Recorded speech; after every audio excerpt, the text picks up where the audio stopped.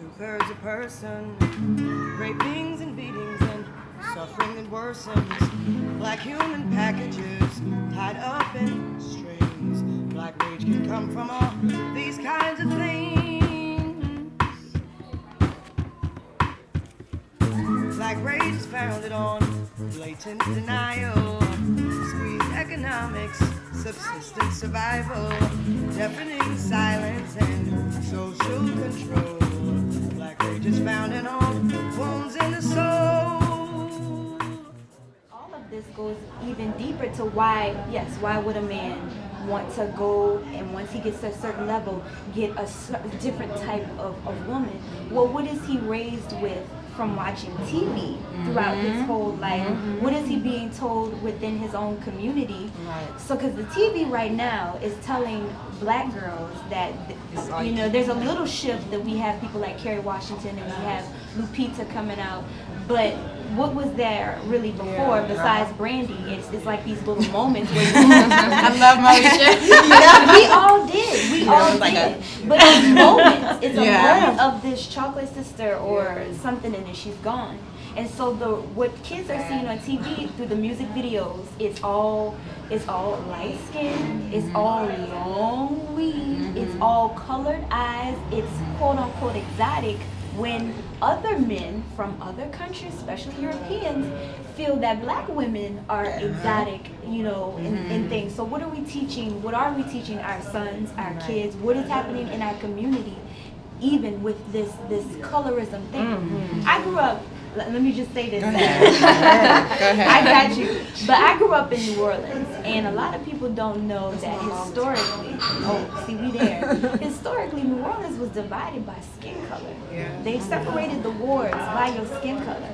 So my dad, he grew up in the 7th ward, and he tells me, you know, I was only like a dark-skinned man in the St. Bernard projects. At the time, I used to have to fight these dudes. They just wanted to fight him, and it's all of this hate that has been embedded in us on and on.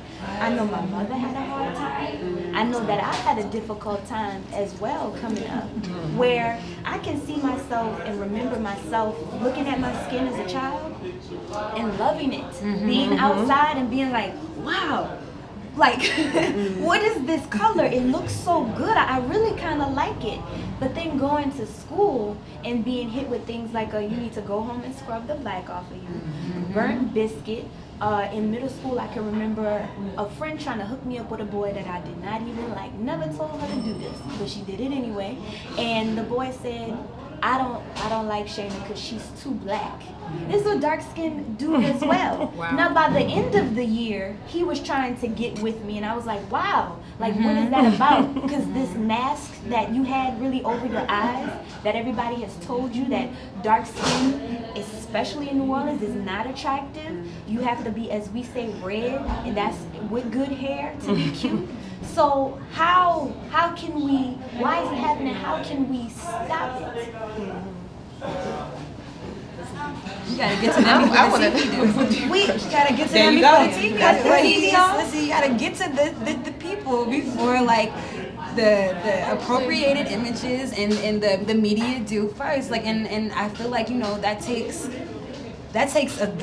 us, you know, the generation before, you know, in Native American culture, they talk about, you know, they think about the 7 generations after. You think about what you're doing for your people that come far, far, far down the line.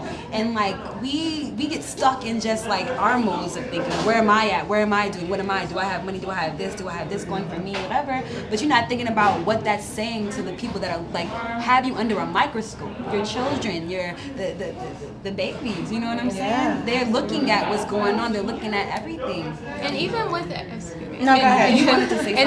everything going on, as I was raised, my mother constantly told me over and over and over again that my skin was beautiful, that my hair was beautiful. So even though I was seeing all these images and that did affect me, my mother still counteracted that by telling me constantly that I was beautiful and that I should appreciate my skin. But I think, like, I'm sorry, you have anything else to say? I want everyone to speak. But I think, man, there's so much to say. But, like, okay, for example, and I told you this, and I'm going to say it on camera. When you walked into this restaurant, I literally stopped my conversation, and I was like, oh, my God. I was like, who's this butterfly? Like, I'm like, who is, like, she's gorgeous, like, literally all the colors and the, it's just like, it was like, it's just, I'm like, you're beautiful. And, and you said when I was speaking with you, you was like, well, I have to, however I feel, like, I have to show it. Right, I have to show. So I'm like glitter on you. Felt like glitter and shining. That's what you did, and that's great. However, I don't see it enough. I'm sorry, black girls do that. And I don't see enough brown skin, dark skinned black girls do that. You know what I'm saying? I just don't.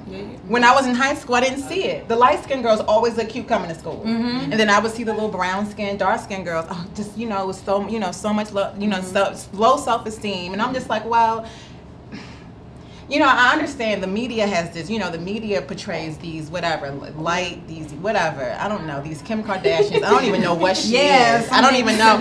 And they are beautiful. Yeah. They are. She's beautiful. Like these women, yes, they are beautiful. However. Walking down the street, what I'm saying, if you can teach your son, look at me, honey, look at who your father married. What I'm saying, but he's still going to go into the world. So it helps if we really believe what your mother told you. Like if your mama really said you beautiful, then walk out the house. Why are you walking out the house looking crazy? Be a woman, be a lady. And I also think that goes to, like I'm married. It will be 5 years in February. My husband is the bomb. Okay? My husband is 6'4", 215 pounds, fine black man, very successful. My husband is a musician. He travels all over the world, and I happen to go with him at times, right? And I'm like, he's married to this little brown-skinned chick who wears her hair in afros and twists. You know what I'm saying? And when, you see a man like my husband, you would think he would be with the Kim Kardashians. You would. Yeah. Because of what TV shows you. You know what I'm saying? But, he's in love with a beautiful black woman who don't wear no perms, who doesn't, I don't have weave all down my back. I don't do that. But I truly know how beautiful I am. However, at the same time, I'm also the type of woman, you can take me and have dinner with Michelle Obama and Barack Obama. Right. You can take me playing. You can take me all over the world, and I can maneuver, and I can switch, and I can, I can move into any situation. But still being beautiful. And still being beautiful, true to myself, and have class. You have to. You have to go in many situations. You can take me around the corner. And if we got to handle some business, we gonna handle some business, right? Yeah. But also, I can. Oh, we're having dinner with the Queen, of course. Right? Let's go, honey. Let's, And I also think, because these men are looking. I'm not saying, marriage is this whole fantasy, because it's not. It's very real. You know what I'm saying? It's real. However, you do, you shouldn't, what am I trying to say? It's like, I don't want my man looking checking for somebody else. You get what I'm saying? Like, I don't want my man, when he gets crazy successful, to leave me for some Kim Kardashian. What? No. No. So what how do I carry myself? And so I don't know if that's the answer. I can just say what works for me. You get what I'm saying? There's no one answer. I can just say what has been working for me and with my marriage, and we have a very healthy marriage. You know what I'm saying? So I don't know. I just see a lot of women look crazy. They look busted. Been like that, where he's been attracted to brown-skinned women? My husband likes beautiful women. He just loves beautiful and that's women. A maturity factor. He loves beautiful women. Yes. That's where it is. Yes. What is beauty? I want to jump off. No, with one of the comments you made about colorism and what different girls you see. I work with only black girls in the DC area. So I did a simple assignment. I gave them magazines. I said, cut out any girl you think is beautiful. You could literally look at that poster and squint. They all look the same. Because they were all light complected, long hair. One girl was the only girl that you could tell, because her whole aura is different, that her mother is really preaching it in the house.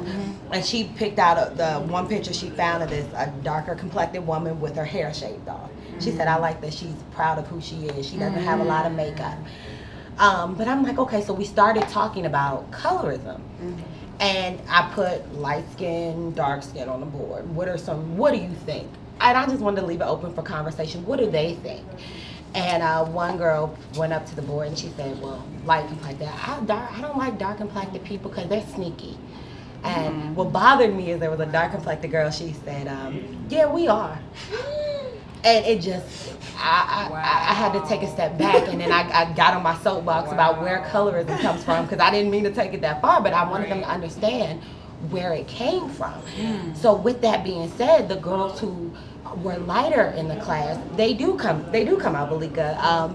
You know, they dress cuter, they're smiling more, but that's because what the boys say about them and what the other girls say about them is all positive. So if you have someone telling you every day, you're beautiful, you're gorgeous, I love your skin, I'm trying to talk to her, she's the best looking girl, then you're going to lose that confidence. Whereas my darker complected girls, they weren't getting that attention. They had boys who would like them and they would be told they're too dark, you know, or she's ugly, she's this, have all types of rude names for them. So instantly, that makes them go inward. It deflates your self-esteem. It does. It deflates them. And a lot of these girls, for the most part, you know, they don't have that constant reinforcement from home. So school is your direct, you know, your world, where you're getting that from. So if you have other boys and no one else is conscious of it, that's the environment. Even teachers.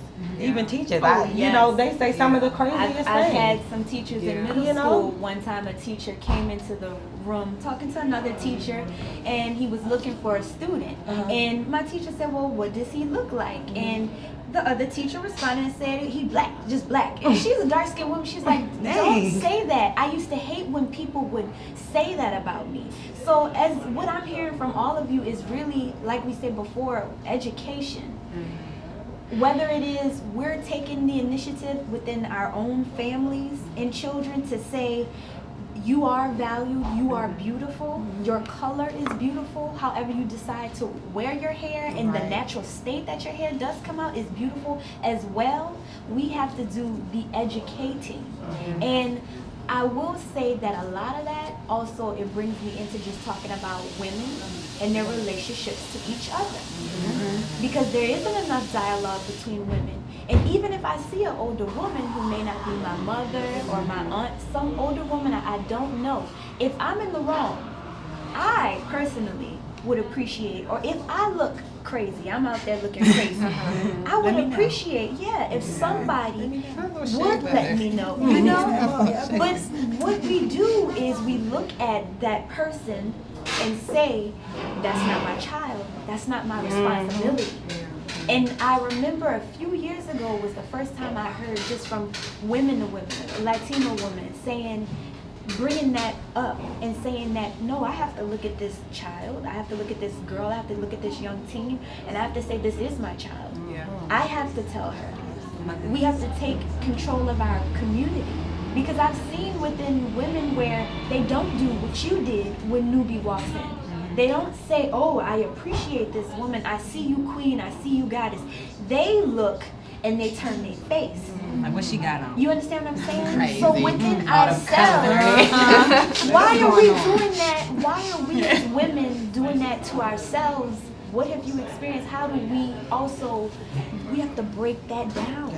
Anytime you see somebody, young girl, I remember there used to be a little baby that used to just run around my apartments back in New Orleans. And I was like, well, is this your child? I said to this girl who, you know, we was both in our teens or whatever. She was like, no. But he comes outside and doesn't have a parent, so I just go everywhere with him. So the baby wants to go to the park, she took the child, they would go to the park. So how can we have that mentality? Because there's too much hate going on between each other. There's too much jealousy. As Beyonce, I believe, said as well. You know, there are plenty of thrones for us all to be queens of our own thing. And Felicia Rashad says as well, you need to live within your own world. So that we can, so that I can sit on my throne, you can sit on yours. Sit together. And instead of saying, ugh, or feeling threatened, I can say, I see you. Hey girl, we up here. Absolutely. But how hard is that? But why is it hard? I don't. Not for us. It takes a certain level Because we on thrones now. Because we're taught to be jealous. You know, for me personally, when I was growing up and like certain things were happening here and there, my mom would whisper in my ear, that's because she's just jealous. You know, and sometimes that may be the case, but that's not always the case. So you're kind of like, oh, they don't like me because I'm jealous, so, you know, this and that. And it kind of changes your mentality about things. You just think, you know, for me personally, I was a tomboy, so I just got along with like guys anyway. So if I didn't, you know, get along with a female, oh, she's just jealous, you know, and I didn't even try to get a bond with, so I don't have a lot of close female friends. But, you know, I'm trying to change that now that I'm hopefully a little more mature and conscious that, you know, we need each other. We need sisters. It's like brothers need brothers, you know. It's a different type of relationship. We build each other up. We really do. Because when we're going through hard times, whether it's with our relationships with our men or our families, parents, whatever, we can relate through our own shared experiences. There's a lot of things we have in common. And when you get to talking about and discussing it, that's when you realize you're not alone necessarily. You know, sometimes you think you're alone, you know, to be the queen of your castle in your house, but then you forget, like you said, there are other queens around that can help build you up, you know? And that can be really empowering, having other females around you that have gone through the same things. I honestly believe, I know I keep taking it there, but I feel like we live in, not as a society, but just the world that we live in is over-sexualized. It's over-sexualized. It even starts to distort this type of relationship where you're constantly thinking about what kind of attention she get, what kind of attention are they getting, jealousy, this, that, what is he doing? Is he looking at me? Little girls in school trying to impress boys, but you're not trying to get your education. You sitting here worrying about this little boy thinking if you dark skin, light skin, whatever, and honestly, like, it shouldn't even be that. It shouldn't be on that level. I'm not one to preach like, okay, yeah, like, you know, this is what we need to do now, but just thinking, like I said, on the psychology that we're dealing with and this deep embedded just programming that we all are under, it's completely sexual. It's this idea that we can't get off of this image that's really not the package. You know, it's not what the value is. It's what you internally take in, and that distorts so much between men and women. You know, you can't even and for me, like, I enjoy having conversations. I enjoy like meeting people, talking to people. And if I go and talk to like a group of women, it's okay, you know, they're all talking and they're surprised I'm talking to them just randomly out of the blue. But if I go and talk to a group of men, you know, and I'm by myself or whatever, then women are looking at me like, oh, what's she over there doing? What's she over there talking to them? Or they looking at me like, oh, she's trying to talk to me. I'm gonna take it to that next level and get it here. And I'm just trying to interact. Yeah, I'm just trying to see what's up. You probably said something to me and I'm just reacting. But then, you know, if I go and I'm like, I already see where you're coming from, and I see if a guy's already trying to interact in one way or like flirt with me in a certain way, I'll go ahead and ignore him. And he's like, why can't you even have a conversation with me? It's because of this, like, you know, confusion that we're all in, where it's hard to interact. It is so hard to interact because it's constantly thinking about, you know, this sacral energy, this other energy that I'm like, I'm not even trying to stay in that low area. We trying to take it up. We trying to rise. You know, heaven is up here. Right. I'm not trying to be down here all the time.